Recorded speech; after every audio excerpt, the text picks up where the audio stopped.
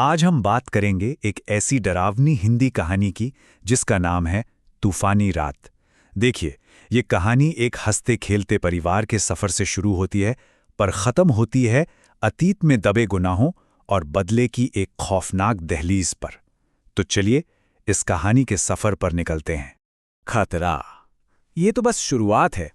कहानी की शुरुआत में ये भयानक चेतावनी देता है एक रहस्यमयी अजनबी जो उस परिवार को तूफानी रात में मिलता है। और वो सच कह रहा था, क्योंकि ये वाकई एक बहुत ही खौफनाक रात की बस एक शुरुआत थी। तो कहानी की शुरुआत होती है सिफत साहब और उनके 3 बच्चों नोहा, नजमुल और इमा से। बच्चों के एग्जाम्स अभी अभी खत्म हुए हैं और सब बहुत खुश हैं क्योंकि वो अपने चाचा के घर जा रहे हैं। काफी टाइम से इस ट्रिप का इंतजार हो रहा था। तो माहौल कुछ ऐसा था। अप्रैल की तेज धूप, गाड़ी में मजेदार गाने चल रहे हैं और बच्चे खुशी से खिलखिला रहे हैं। मतलब एक बिल्कुल परफेक्ट रोड ट्रिप की शुरुआत। पर किसी को अंदाजा नहीं था कि ये खुशनुमा माहौल बहुत जल्द एक गहरे डर में बदलने वाला है। और फिर अचानक ही सब कुछ बदल गया। वो साफ सुथरा आसमान अचानक काले बादलों से घिर गया और देखते ही देखते एक भयानक रेतीला तूफान उठा जिसने उस परिवार की सारी खुशी को जैसे निगल लिया। एक एक करके आसमान में बिजली कड़कने लगी। फिर तेज हवा और रेत का ऐसा बवंडर उठा कि कुछ दिखाई ही नहीं दे रहा था। ड्राइवर जसीम को एक अनजान सुनसान जगह पर गाड़ी रोकनी पड़ी। अब सोचिए, वो एक ऐसी जगह पर फंस गए थे जहां बाहर सिर्फ अंधेरा और रेत का तूफान था। और ठीक तभी उस भयानक तूफान के बीच से एक आदमी हाथ में लालटेन लिए हुए निकलता है। और सुनो, उसके साथ 2 छोटे छोटे बच्चे भी थे। उसने कहा कि वो उन्हें पास ही एक सुरक्षित जगह पर ले जा सकता है। उस वक्त तो ये एक उम्मीद की किरण जैसा लगा, पर फिर भी कुछ था जो बहुत अजीब लग रहा था। यहां से असली खौफ शुरू होता है। ड्राइवर जसीम ने कुछ बहुत अजीब चीजें नोटिस की। पहली बात, वो आदमी उन्हें एक पुराने ईसाई कब्रिस्तान के बीच से ले जा रहा था और पता चला कि यह जगह वर्ल्ड वॉर 2 की एक सामूहिक कब्र थी। फिर जब भी बिजली चमकती, वो आदमी और बच्चे गायब हो जाते और फिर अंधेरे में वापस आ जाते। और आखिर में जसीम ने जो देखा, उसे देखकर उसके होश ही उड़ गए। उन बच्चों के पैर पीछे की तरफ मुड़े हुए थे। बस ये देखते ही सब समझ गए कि ये लोग इंसान नहीं हैं। सबकी चीखें निकल गईं। सब अपनी जान बचाने के लिए पागलों की तरह वापस अपनी गाड़ी की तरफ भागे। लेकिन इतनी आसानी से पीछा कहाँ छूटना था। वो तीनों अचानक गाड़ी के ठीक सामने आकर खड़े हो गए, रास्ता ब्लॉक। और तभी हवा का एक ऐसा झोंका आया कि उस आदमी के चेहरे से कपड़ा हट गया और सामने एक पूरा सड़ा गला, बेहद खौफनाक चेहरा था। पूरा परिवार डर से जम सा गया था कि तभी दूर से एक औरत की आवाज आई, उन्हें अकेला छोड़ दो। ये सुनते ही वो तीनों साए जैसे हवा में गायब हो गए। तूफान भी रुक गया। खैर, डरा सहमा कांपता हुआ परिवार आखिरकार अपने चाचा हयात साहब के घर पहुंच ही गया।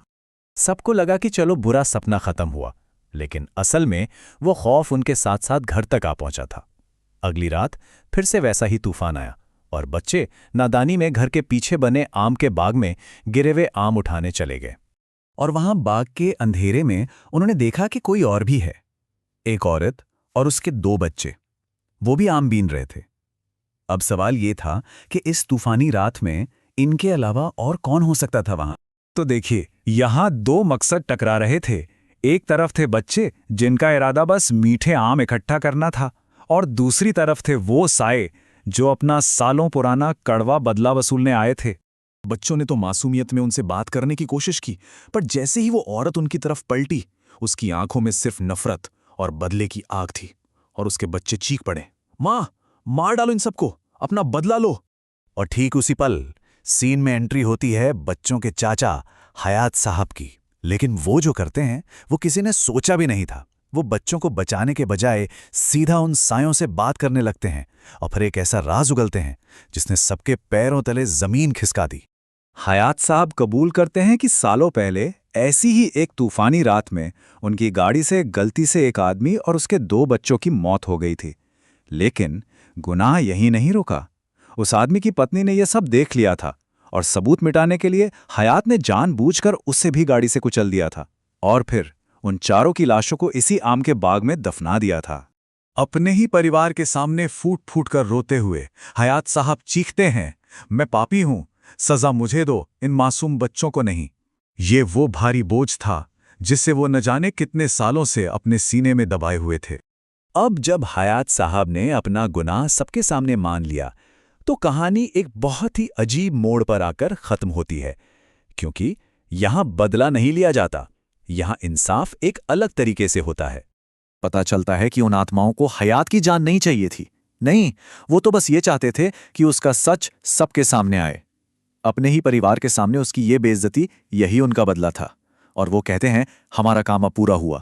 और बस इतना कहते ही वो चारों साए हवा में जैसे घुल से जाते हैं, मानो सालों की भटकन के बाद आज जाकर उन्हें सुकून और शांति मिली हो। और कहानी का अंत बिल्कुल साफ है। अगली सुबह होती है और हयात साहब खुद पुलिस स्टेशन जाते हैं, अपना गुनाह कबूल करते हैं और खुद को कानून के हवाले कर देते हैं। तो ये कहानी हमें एक बहुत बड़े सवाल के साथ छोड़ जाती है कि क्या वाकई हर गुनाह की सज़ा इसी दुनिया में मिलती है, कभी कानून के हाथों तो कभी कुदरत के किसी और ही तरीके से? सोचने वाली बात है ना?